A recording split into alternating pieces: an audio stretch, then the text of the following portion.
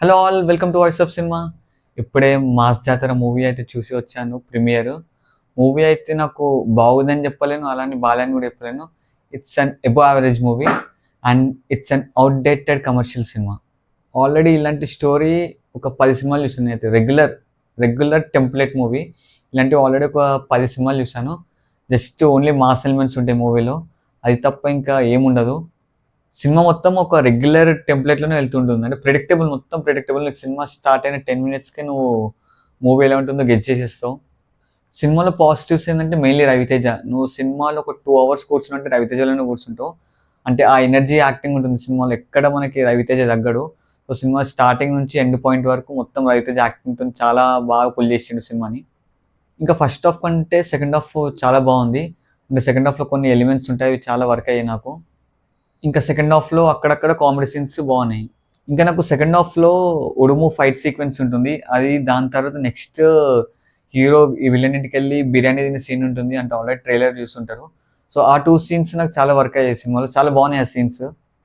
ఇంకో పాజిటివ్ ఏందంటే సినిమా లెంత్ 2 అవర్స్ 20 మినిట్స్ చేంజ్ ఏమో ఉంటుంది. సో, ఎక్కడ బోర్ కొట్టలేదు సినిమా అయితే. నెక్స్ట్ నెగెటివ్స్ అండి. మెయిన్‌లీ నాకొచ్చేసి story. It's a regular story. Already సినిమా చూసేసాం ఇలాంటి సినిమాని. Next songs. సినిమాలో ఒక 4 సాంగ్స్ ఏమో ఉన్నాయి. ఒక్క సాంగ్ కూడా ఎక్కలేదు నాకు. 4 సాంగ్స్ అసలు ఎప్పుడు వినలేదు. మళ్ళీ వినాలనిపించే సాంగ్స్ కూడా కాదవి. Next BGM. బీజీఎం అయితే నాకు అస్సలు ఎక్కలేదు. అంటే లౌడ్ బీజీఎం ఉంటుంది. ఏదో తమన్ గారి కొన్ని సినిమాలు ఉంటాయి లౌడ్ బీజీఎం. సేమ్ అలానే ఉంది. ఏదో రాండమ్‌గా పోతుంటుంది బీజీఎం. అంటే కొన్ని సీన్స్ ఉంటాయి మాస్ సీక్వెన్సెస్. కొంచెం బీజీఎం బాగుంటుంటాయి. కొంచెం ఎలివేట్ అయ్యేవి. బట్ సాడ్‌లీ బీజీఎం వర్క్ అవ్వలేదు. సో, దానివల్ల ఆ సీన్స్ కూడా పెద్దగా వర్క్ అవ్వలేదు. సినిమాలో చాలామంది కమెడియన్స్ ఉన్నారు. హైపర్ ఆది ఇంకా ఇద్దరు ముగ్గురున్నారు. బట్ వాళ్ళని కూడా అస్సలు యూజ్ చేసుకోలేదు. హీరోయిన్ వచ్చేసి శ్రీలీల.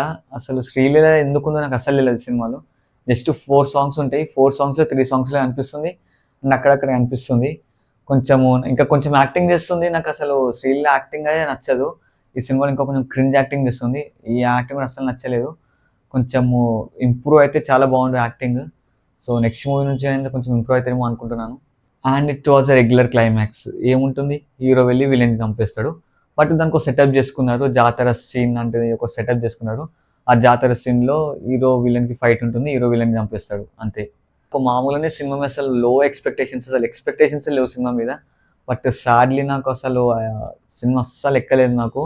అంటే రవితేజని తప్ప సినిమాలో మనము ఏం ఎక్స్‌పెక్ట్ చేయలేము. రవితేజ కొంచెము మీరు స్క్రిప్ట్స్ అనేది చేంజ్ చేసుకోవాలి. ఈ మధ్య యంగ్ హీరోస్ మంచి స్క్రిప్ట్స్ తీస్తున్నారు. నాకు తెలిసి మీది లాస్ట్ సినిమా నాకు నచ్చిన సినిమాలంటే 'టైగర్ నాగేశ్వరరావు' ఒకటి, 'క్రాక్'.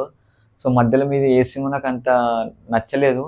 సో, కొంచెము మంచి మూవీస్ తీయాలని అనుకుంటున్నాము. అండ్ లాస్ట్ థింగ్ 'మాస్ జాతర' నాకైతే ఎక్కువ వర్క్ అవ్వలేదు. ఓకే, రవితేజ గారి కోసం చూడొచ్చు.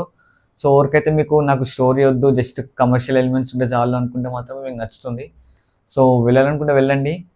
And that's our review guys. మళ్ళీ నెక్స్ట్ మూవీ రివ్యూతో మళ్ళీ కలుసుకుందాము. వీడియో నచ్చినట్లయితే లైక్, షేర్, కామెంట్ చేయండి. మళ్ళీ నెక్స్ట్ వీడియోలో కలుసుకుందాం. Signing off me voice of cinema.